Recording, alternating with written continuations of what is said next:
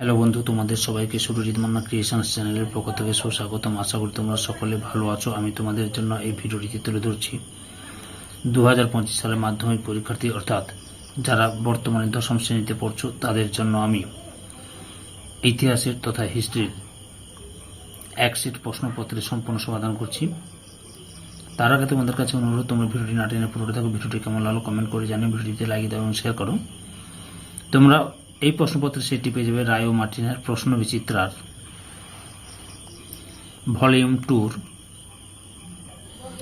Page number 1044 model question paper 2, অর্থাৎ এই 2 নম্বর সেটের সমস্ত প্রশ্নের সমাধান করছি। আলোচনা শুরু করছি। একের দাগে সঠিক উত্তরটি বেছে নিয়ে লেখো। 1.1 দাগে ভারতীয়রা আলুর ব্যবহার শিখেছিল যাদের কাছ থেকে? অপশন ক পর্তুগিজদের কাছ থেকে।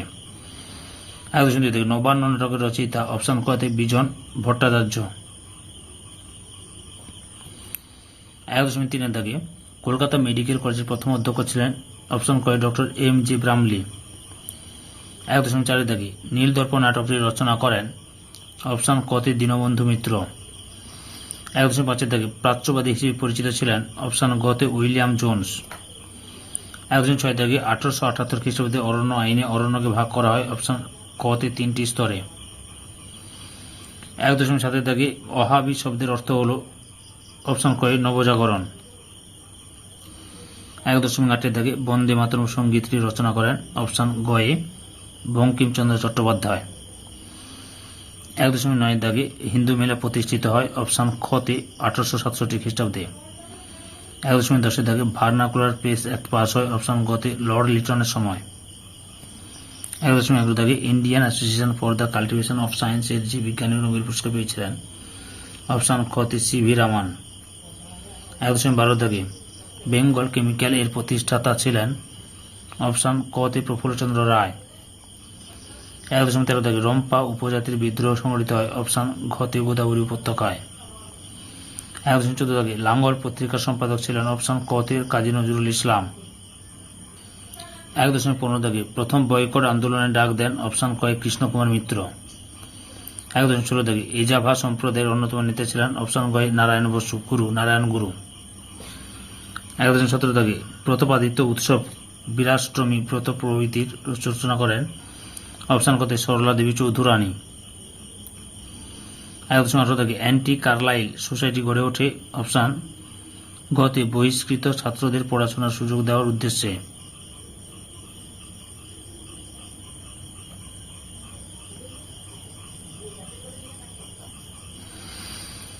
1.19 দাগে স্বাধীন ভারতের গঠিত প্রথম ভাষাভিত্তিক রাজ্য হল? অপশন গ অন্ধ্রপ্রদেশ। 1.20 দাগে ভারতের রাজনীতিতে লৌহ মানব বলে পরিচিত ছিলেন? অপশন খ সর্দার বল্লভভাই প্যাটেল। বিভাগ ক্ষয়ে 2 দাগে নিচের প্রশ্নগুলি উত্তর দাও। প্রতিটি উপবিভাগ থেকে অন্তত একটি করে মোট 16টি প্রশ্ন উত্তর দাও। উপবিভাগ 2.1 একটি বাক্যে উত্তর দাও। 2.1 দাগে বিপিন চন্দ্র পালের আত্মজীবনী গ্রন্থের নাম কি? উত্তর 70 বৎসর। 2.1 দাগে দুটি উপজাতি বিদ্রোহের নাম লেখো। উত্তর হল সাঁওতাল বিদ্রোহ ও কোল বিদ্রোহ। 2.3 দাগে গোরা উপন্যাসটিকে রচনা করেন? অপশন হচ্ছে সঠিক উত্তরটা রবীন্দ্রনাথ ঠাকুর। 2.1.4 দাগে কংগ্রেস সমাজতন্ত্রী দল কত খ্রিস্টাব্দে কাদের উদ্যোগে প্রতিষ্ঠিত হয়? 1934 সালে প্রতিষ্ঠিত হয় যোগেশ চন্দ্র চট্টোপাধ্যায়ের উদ্যোগে। উপবিভাগ 2.2 দাগে ঠিক বা ভুল নির্ণয় করো। 2.2.1 দাগে প্রথম ভারতীয় সব ব্যবচ্ছেদকারী ছিলেন মধুসূদন দত্ত। ভুল। সঠিক উত্তর হবে মধুসূদন গুপ্ত। 2.2 দাগে মুন্ডা বিদ্রোহের প্রেক্ষাপটে মহাশ্বেতা দেবী রচনা করেন? অরণ্যের অধিকার। ঠিক। 2.2 দাগে গান্ধীজি ও ডক্টর আম্বেদকর যৌথভাবে দলিত আন্দোলন করেছিলেন? এটাও ঠিক। 2.2 দাগে দেশীয় রাজ্যগুলির অধিকাংশ ছিল গণতান্ত্রিক? এটাও ঠিক। 2.3 দাগে ক স্তম্ভের সঙ্গে খ স্তম্ভ মেলাও। ক স্তম্ভে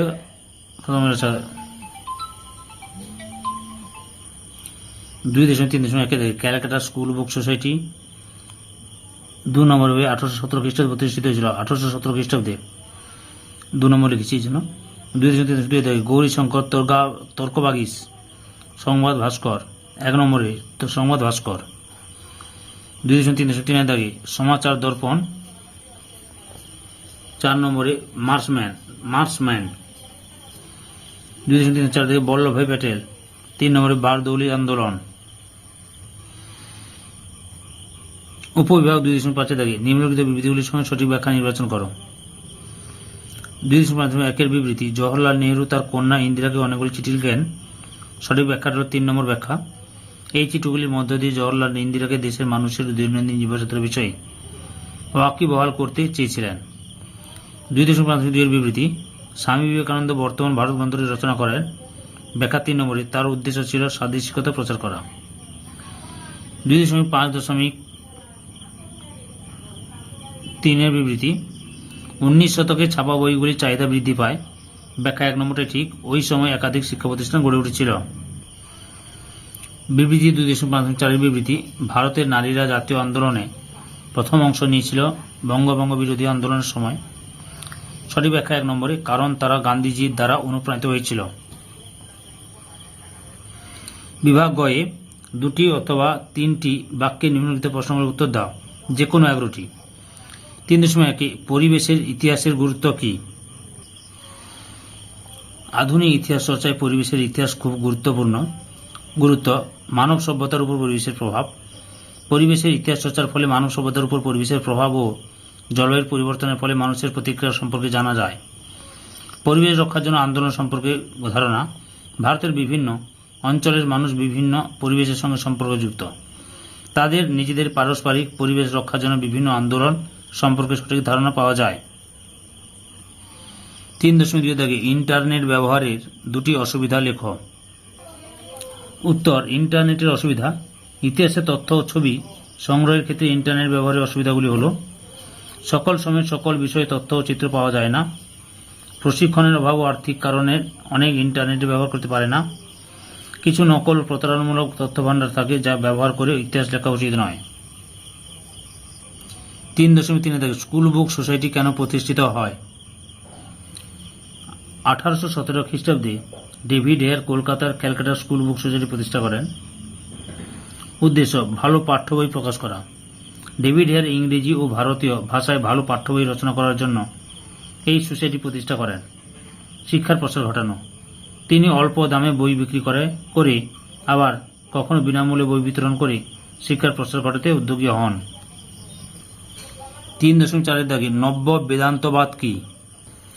স্বামী বিবেকানন্দের ধর্মীয় দর্শনের একটি গুরুত্বপূর্ণ দিক হল নব্য বেদান্তবাদ। রামকৃষ্ণদেব বলেছিলেন, যত মত তত পথ এবং শিব জ্ঞানে জীব সেবা। গুরুদেবের বাণীকে বাস্তবিত করার জন্য বিবেকানন্দ বলেন, বনের বেদান্তকে ঘরে আনতে হবে। এর অর্থ ভারতের আধ্যাত্মিক শক্তির সঙ্গে পাশ্চাত্যের কর্মযোগকে যুক্ত করতে হবে, ফলে এক নতুন ভারত গড়ে উঠবে। 3.5 নীল বিদ্রোহে খ্রিস্টান মিশনারিদের ভূমিকা কিরূপ ছিল? বাংলার নীল চাষিরা 1859 খ্রিস্টাব্দে নীল চাষের বিরুদ্ধে বিদ্রোহ ঘোষণা করে। এই বিদ্রোহ নীল বিদ্রোহ নামে পরিচিত। নীল বিদ্রোহে খ্রিস্টান মিশনারিদের ভূমিকা, নীল বিদ্রোহে খ্রিস্টান মিশনারিরা বিদ্রোহীদের সমর্থন করেছিল। তারা নীল চাষিদের উপর নীলকরদের অত্যাচারের বিরুদ্ধে সোচ্চার হয়েছিল। জেমস লং নীলদর্পণ নাটকটি ইংরেজিতে অনুবাদ করে গুরুত্বপূর্ণ ভূমিকা পালন করেছিলেন, এই জন্য তাকে জেলেও যেতে হয়েছিল। 3.6 বিদ্রোহ কাকে বলে? প্রচলিত প্রথা, রীতিনীতি, সমাজ ও রাষ্ট্র ব্যবস্থার বিরুদ্ধে এক নির্দিষ্ট মতবাদ ও আদর্শের দ্বারা চালিত হয়ে মানুষ জোটবদ্ধভাবে সংগ্রাম করে কিন্তু শাসকের দ্বারা পরাজিত হয়, এই ব্যর্থ প্রচেষ্টা বিদ্রোহ নামে পরিচিত। বিদ্রোহের কয়েকটি উদাহরণ হল যথা চুয়ার বিদ্রোহ, কোল বিদ্রোহ, সাঁওতাল বিদ্রোহ, মুন্ডা বিদ্রোহ, সন্ন্যাসীপক্ষের বিদ্রোহ, নীল বিদ্রোহ, রংপুর বিদ্রোহ, পাবনা বিদ্রোহ প্রভৃতি। 3.7 19 শতকের বাংলার জাতীয়তাবাদের বিকাশে বঙ্কিমচন্দ্রের কিরূপ ভূমিকা ছিল? 19 শতকে জাতীয়তাবাদের আদর্শকে যিনি তার লেখনীর মধ্য দিয়ে বলিষ্ঠভাবে ফুটিয়ে তোলেন তিনি হলেন বঙ্কিমচন্দ্র চট্টোপাধ্যায়।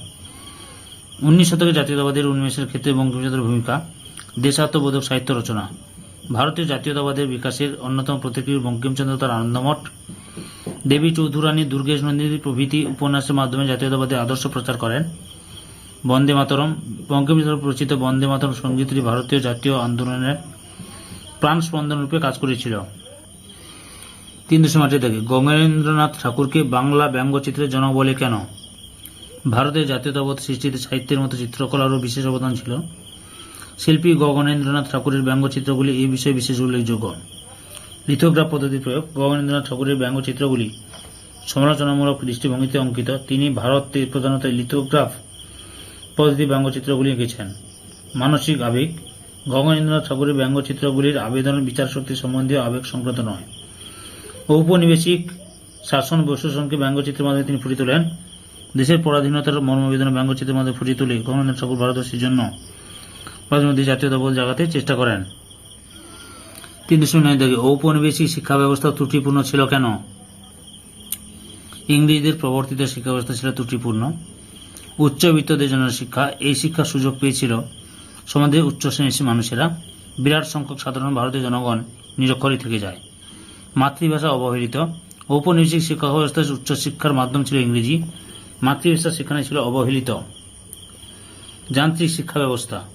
এই যান্ত্রিক শিক্ষা ব্যবস্থার শিক্ষার্থীর স্বতঃস্ফূর্ত স্বাভাবিক বিকাশের কোনো ব্যবস্থা ছিল না।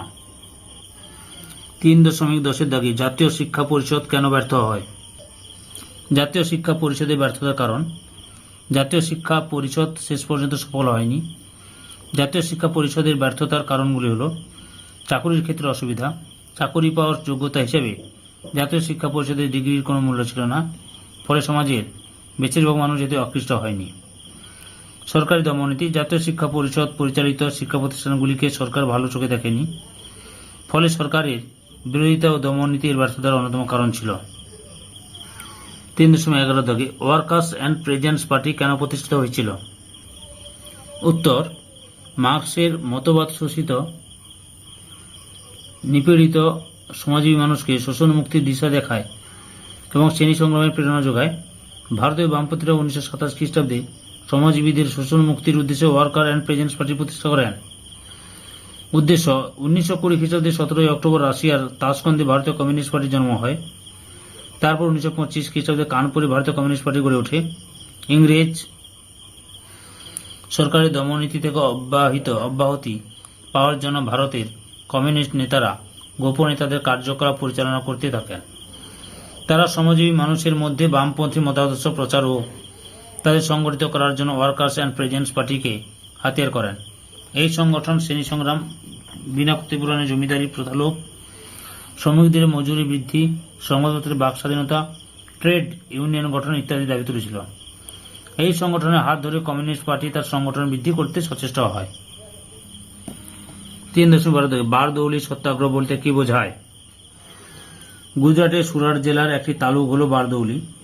1920-22 খ্রিস্টাব্দে অসহযোগ আন্দোলনের সময় স্থির হয়েছিল যে গান্ধীজি বারদৌলি থেকে আন্দোলন শুরু করবে, কিন্তু সেই পরিকল্পনা বাস্তবায়িত হয়নি। এমত অবস্থায় 1926 খ্রিস্টাব্দে সরকার বারদৌলি তালুকে 22% খাজনা বৃদ্ধির নির্দেশ দিলে এবং তুলোর দাম কমে গেলে তার বিরুদ্ধে প্রতিবাদ শুরু হয়। এই প্রতিবাদের ফলস্বরূপ 1928 খ্রিস্টাব্দে বারদৌলিতে যে কৃষক আন্দোলন হয়েছিল তা স্বাধীনতা সংগ্রামের ইতিহাসে বারদৌলি সত্যাগ্রহ নামে পরিচিত। বারদৌলি সত্যাগ্রহের প্রধান সংগঠক ছিলেন সর্দার বল্লভভাই প্যাটেল। 3.13 গুরুচাঁদ ঠাকুর স্মরণীয় কেন? বাংলার দলিত আন্দোলনের মধ্যে অন্যতম প্রধান ছিল নমশূদ্র আন্দোলন। নমশূদ্র তাদের ধর্মগুরু শ্রী গুরুচাঁদ ঠাকুরের নেতৃত্বে ঐক্যবদ্ধ হয়ে সামাজিক, অর্থনৈতিক ও রাজনৈতিক অধিকার আদায়ের জন্য আন্দোলন শুরু করে। 1872-73 খ্রিস্টাব্দে বাংলার এই আন্দোলন সূচনা হয়। পূর্ববঙ্গের যশোর, খুলনা, বরিশাল, ঢাকা প্রভৃতি জেলায় বসবাসকারী নমশূদ্ররা মূলত কৃষিকাজ, জমিতে দিনমজুরের কাজ ইত্যাদি করত। 3.14 রশিদ আলী দিবস কি? আজাদ হিন্দ ফৌজের বন্দী সৈন্য ও সেনাপতিদের লালকেল্লায় বিচার শুরু হয়। দেশবাসীর মনে তাদের প্রতি সহানুভূতি সৃষ্টি হয়। বিচারের ক্যাপ্টেন রশিদ আলী 7 বছর সশ্রম কারাদণ্ড ঘোষিত হয়। যুদ্ধোত্তর পরিস্থিতি। দ্বিতীয় বিশ্বযুদ্ধকালে আর্থসামাজিক ও রাজনৈতিক সংকটে উদ্বিগ্ন ভারতীয় জাতীয়তাবাদী রাজনীতিবিদরা রশিদ আলীর শাস্তি ঘোষিত হলে রশিদ আলী দিবস পালনের ডাক দেন এবং 1946 খ্রিস্টাব্দের 12 ফেব্রুয়ারি মুসলিম লীগ, কমিউনিস্ট পার্টি, কংগ্রেসের দলের ছাত্র শাখা কলকাতা ধর্মঘট ডাক দেয়। 3.15 কি পরিস্থিতিতে রাজ্য পুনর্গঠন কমিশন 1953 গঠিত হয়েছিল? সদ্য স্বাধীন ভারতের প্রধানমন্ত্রী পণ্ডিত জওহরলাল নেহরু 1953 খ্রিস্টাব্দে 22 ডিসেম্বর রাজ্য পুনর্গঠন কমিশন গঠন করেন। কারণ হচ্ছে স্বাধীনতা লাভের পর ভারত সরকারের প্রধান কাজ ছিল দেশীয় রাজ্যগুলিকে ভারতভুক্ত করা। দেশীয় রাজ্যগুলির ভারতভুক্ত হওয়ার পর ভাষা সংক্রান্ত সমস্যার সৃষ্টি হয়। এই সমস্যার সমাধানের জন্য ভাষাভিত্তিক রাজ্য গঠনের ভাবনা চিন্তা শুরু হয়। 1948 খ্রিস্টাব্দের দর কমিশন ও জেপিভি কমিটির রিপোর্টে ভাষার ভিত্তিতে রাজ্য পুনর্গঠন সমস্যা পুরোপুরি সমাধান সম্ভব হয়নি। পৃথক অন্ধ্রপ্রদেশ গঠনের দাবিতে পাত্তি সিরামুলুর প্রাণত্যাগের ঘটনায় নতুনভাবে রাজ্যের সীমানা নির্ধারণের জন্য রাজ্য পুনর্গঠন কমিশন গঠন করা হয়। 3.16 দাগে লাইন অফ কন্ট্রোল বা এলওসি কি? ভারতের উত্তরে ভারত ও পাকিস্তানের সীমান্তে অবস্থিত দেশের রাজ্য হল কাশ্মীর। এখানকার রাজা হরি সিং ভারতীয় স্বাধীন ভারত থাকতে চেয়েছিলেন, কিন্তু পাক হানাদাররা কাশ্মীরে প্রবেশ করলে ভারত কাশ্মীরকে সাহায্য করে। এর বিনিময়ে কাশ্মীর ভারতের সঙ্গে যুক্ত হয়। লাইন অফ কন্ট্রোল 1947 খ্রিস্টাব্দে ভারতের স্বাধীনতা প্রাপ্তির পর কাশ্মীরের উপর আধিপত্য বিস্তারকে কেন্দ্র করে ভারত ও পাকিস্তানের মধ্যে যুদ্ধ শুরু হয়। জাতিপুঞ্জের মধ্যস্থতায় শেষ পর্যন্ত যুদ্ধবিরতি ঘোষিত হয়। কাশ্মীর অঞ্চলে ভারত ও পাকিস্তান নিয়ন্ত্রণের কাছে চিহ্নিত করা হয়, যাকে বলা হয় লাইন অফ কন্ট্রোল বা এলওসি। বিভাগ ঘয়ে 4 দাগে 7 বা 8টি বাক্যে যে কোনো 6টি প্রশ্ন উত্তর দাও। প্রতিটি বিভাগ থেকে অন্তত একটি করে প্রশ্ন উত্তর দাও। বিভাগ ঘয়ের 1 4.1 আধুনিক ভারতের ইতিহাসে উপাদান হিসেবে বিপিন চন্দ্র পালের 70 বৎসরের গুরুত্ব লেখো। এখান থেকে শুরু করবে, লিখে এতটা স্ক্রিনশট মেরে নেবে। ওকে, তোমরা কি বলছি, তোমাদের স্ক্রিনশট মেরে নিতে হবে। তারপরে এখান থেকে পরে স্ক্রিনশটে মেরে নাও।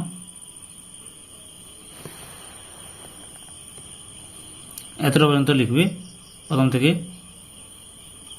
আবার এখান থেকে শুরু করে সমাজ ব্যবস্থা থেকে শুরু করো, শুরু করে পাওয়া যায় এত দূর লেখো।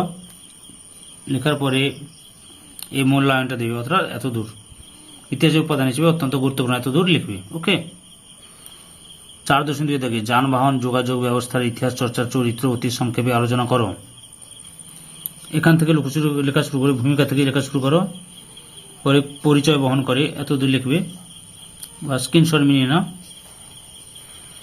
তারপরে রয়েছে প্রযুক্তির ধারণা সম্পর্কে ধারণা, জাতীয়তাবাদী চেতনার বিকাশ, ভিন্ন সংস্কৃতি মেলবন্ধন দিয়ে লিখে এতটা সাহায্য করে, এত দূর লিখবে। ওকে, 4.3 দেখো ঔপনিবেশিক অরণ্য আইন কিভাবে আদিবাসী জনগণকে ক্ষতিগ্রস্ত করেছিল। ভূমিকা থেকে, অর্থাৎ এখান থেকে শুরু করবে, ভূমিকা লিখবে। ঔপনিবেশিক অরণ্য আইন বলতে বোঝায়, এখান থেকে শুরু করে অরণ্য আইন ও আদিবাসী সম্প্রদায় লিখবে, বৃহত্তর জনগোষ্ঠীর স্বার্থ ক্ষুণ্ণ, এত দূর লিখো যে স্ক্রিনশট নিয়ে নেওয়া হলে। তারপরে 2 নম্বর দৈনন্দিন কার্যকলাপে ব্যাঘাত, শিকার ও পশুপালনের ব্যাঘাত, চাষবাসের ক্ষতি, মূল্যায়ন, অর্থাৎ একাধিক বিদ্রোহ অভ্যুত্থান ঘটায়, এত দূর লিখবে। ওকে, 4.4 দিকে বারাসত বিদ্রোহের প্রকৃতি বিশ্লেষণ করো। ভূমিকা থেকে শুরু করবে, এখান থেকে শুরু করে এই পরিগ্রহ করে পর্যন্ত লিখো। তারপর বলছি বৈশিষ্ট্য জমিদার বিরোধী আন্দোলন, সাম্প্রদায়িক নীলকর বিরোধী আন্দোলনের সূচনা 1830 খ্রিস্টাব্দ, স্ক্রিনশট মেরে নাও। জিয়াদ ঘোষণা করেন, এতদূর পর্যন্ত। তারপরে লিখো আন্দোলনের অবসান, বাঁশের কেল্লা ধ্বংস, তিতুমির মৃত্যু, ব্যর্থতার কারণ দিয়ে এতটা লিখো। তারপরে লিখবে আন্দোলন চরিত্র দিয়ে এতদূর, সঙ্গী সংঘাতে অবতীর্ণ হতে হয়েছিল, এতদূর পর্যন্ত লিখবে। ওকে, 4.5 শিক্ষা বিস্তারে শ্রীরামপুর ব্যাপটিস্ট মিশনের ভূমিকার উল্লেখ করো। ভূমিকা থেকে লেখা শুরু করে নাম দেন হার্স বেঙ্গলেন্সিস, এতদূর পর্যন্ত লিখবে। তারপরে বলছি এরপরে উইলিয়াম কেরির ভূমিকা, ফ্লেক্সি কেরির ভূমিকা,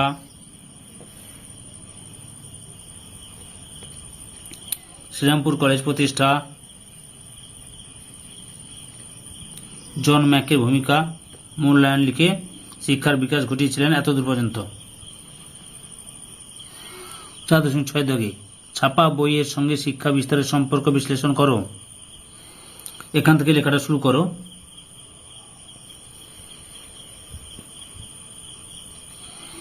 ছাপা বইয়ের সঙ্গে শিক্ষা বিস্তারের সম্পর্ক, ছাপা বই ও শিক্ষা বিস্তারের পরস্পর নির্ভরশীল, ছাপা বই আধুনিক শিক্ষা বিস্তারের অন্যতম বৈশিষ্ট্য, ছাপা বইয়ের মাধ্যমে শিক্ষা বিস্তারের সুবিধা, সহজলভ্যতা, লেখার স্পষ্টতা, বিভিন্ন বিদ্যালয়ের শিক্ষার সমতা, ছাপা বইয়ের মাধ্যমে শিক্ষার বিস্তারে বিভিন্ন প্রতিষ্ঠানের ভূমিকা, Serampore mission press, Calcutta school book society দিয়ে মূল্যায়ন লিখে এই উক্তিটি যথার্থই বলেই মনে করা যায়, এতদূর লিখবে। 4.7 থেকে ভারত ছাড়ো আন্দোলনে নারীদের ভূমিকা উল্লেখ করো। ভূমিকা লিখবে 1942 খ্রিস্টাব্দে গান্ধীজির নেতৃত্বে ভারত ছাড়ো আন্দোলনের সূচনা হয়েছিল। দেশের বিভিন্ন প্রান্তে নারীরা প্রবল উৎসাহের সঙ্গে ভারত ছাড়ো আন্দোলনে অংশগ্রহণ করে। ভারত ছাড়ো আন্দোলনে নারীদের ভূমিকা: অরুণা আসফ আলী ও সুচিতা কৃপালিনী, উষা মেহতা, মেদিনীপুরের তামিলনাড়ু জাতীয় সরকার, 73 বছর বৃদ্ধা গান্ধী বুড়ি, বীরভূমে ভারত ছাড়ো আন্দোলনে সংগঠিত করা। তাছাড়া আসামে 13 বছরের কিশোরী কনকলতা বড়ুয়া। লাস্টে মূল্যায়ন লিখবে এই আন্দোলন গণ আন্দোলনের রূপ লাভ করেছিল। 4.8 থেকে চট্টগ্রাম হস্তাগার অভিযানের সংক্ষিপ্ত বিবরণ দাও। চট্টগ্রাম হস্তাগার লুণ্ঠন, এখান থেকে এতটাই লিখবে। যদি তোমাদের পাঠ্য বইতে আছে তাহলে ওখান থেকেও সাহায্য নেবা, অন্যান্য কোনো বই থেকে থাকলে ওখান থেকে সাহায্য নিয়ে এটা একটু ভালো করে লিখে নাও। ওকে। বিভাগ মতে 5 থেকে 15 বা 16টি বাক্যে যে কোনো একটি প্রশ্ন উত্তর দাও। 5 থেকে নীল বিদ্রোহের কারণ ও গুরুত্ব বিশ্লেষণ করো। নীল বিদ্রোহের কারণ, ভূমিকাটা এখান থেকে লেখা শুরু করে এত দূর লেখো, তারপর বলছি। নীল বিদ্রোহের কারণসমূহ: নীলকরদের অত্যাচার, দালাল প্রথা, দাদন প্রথা, বিভিন্ন আইন পাস, অবিচার, অর্থাৎ এত পর্যন্ত লিখবে। ওকে। নীল বিদ্রোহের গুরুত্ব আলোচনা করো। ভূমিকা লিখবে এতদূর। গুরুত্ব: নীল কমিশন গঠন, সংগঠিত কৃষক বিদ্রোহ, স্বতঃস্ফূর্ত গণবিদ্রোহ, বাঙালি জাতির মালা মনোবল বৃদ্ধি, শিক্ষিত মধ্যবিত্ত শ্রেণীর সমর্থন লাভের দিকে উপসংহার লিখে শোণিত প্রবাহিত হয়েছিল, এতদূর লিখবে। ওকে। 5.2 থেকে রবীন্দ্রনাথ ঠাকুরের শিক্ষা চিন্তা ও শান্তি নিকেতন ভাবনার সংক্ষিপ্ত পরিচয় দাও। যে ভূমিকা এখান থেকে এটা লেখা শুরু করো, লিখে নিচ্ছ নিশ্চয়ই। দিয়ে এখান থেকে শুরু করবি লেখা। রবীন্দ্রনাথের শিক্ষা চিন্তার প্রাথমিক ধারণা, এত শুরু করো, দিয়ে এতদূর লিখো, তারপর বলছি। দিয়ে এখান থেকে আবার লেখা শুরু করি মানুষ প্রকৃতি ও শিক্ষার সমন্বয় সাধন, এতদূর লেখো।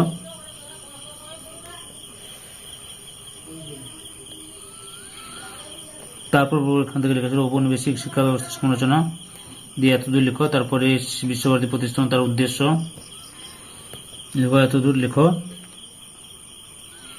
দিয়ে এতদূর পর্যন্ত লিখবে, অত্যন্ত জরুরি, এতদূর পর্যন্ত লিখবে। ওকে। মূল্যবোধের শিক্ষা ও যে শিক্ষা আজকের সমাজের জন্য অত্যন্ত জরুরি, এতদূর লিখো। তারপর আরো বাকি আছে বলছি। তারপরে রবীন্দ্রনাথ ঠাকুরের তার শান্তি নিকেতন ভাবনা, এখান থেকে শুরু করে লেখো, দিয়ে গড়ে পর্যন্ত লিখো। তারপর বলছি তোলার উপর এতদূর লেখো, লিখে এতদূর লেখো। শান্তিনিকেতনের প্রকৃতি, মানুষ ও শিক্ষার সমন্বয় ঘটানো, দিয়ে এতদূর লেখো। তারপর বলছি যে বিশ্বভারতী প্রতিষ্ঠা দিয়ে সঙ্গে যুক্ত হয়েছিল, এতদূর লেখো। ওকে। এই ভিডিওর লাস্ট প্রশ্ন 5.3 থাকে অসহযোগ আন্দোলনে নারীরা অনেক ক্ষেত্রে নেতৃত্ব দিয়েছিলেন, বক্তব্যটি বিশ্লেষণ করো। আন্দোলন নারীদের ভূমিকা 1920 সাল থেকে লেখা শুরু করো। শুরু করে আন্দোলন নারীদের কর্মসূচি, নেতৃত্ব, সংগঠন,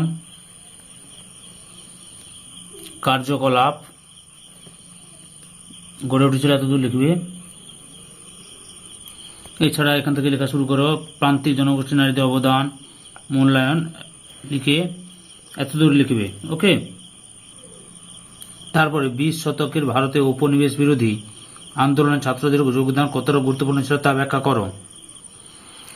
এই যে এখান থেকে শিক্ষা প্রতিষ্ঠান বর্জন, অসহযোগ আন্দোলন লিখো। তারপরে লিখবে আইন অমান্য আন্দোলন, এতদূর লিখো। এখান থেকে লেখা শুরু করে লিখো। তো ছাত্রদের অন্যান্য রাজনৈতিক কর্মসূচি, অসহযোগ আন্দোলন, আইন অমান্য আন্দোলন দিয়ে এতদূর লিখবে। ওকে। সম্পূর্ণ ভিডিওটি দেখার জন্য তোমাদের সবাইকে অসংখ্য ধন্যবাদ।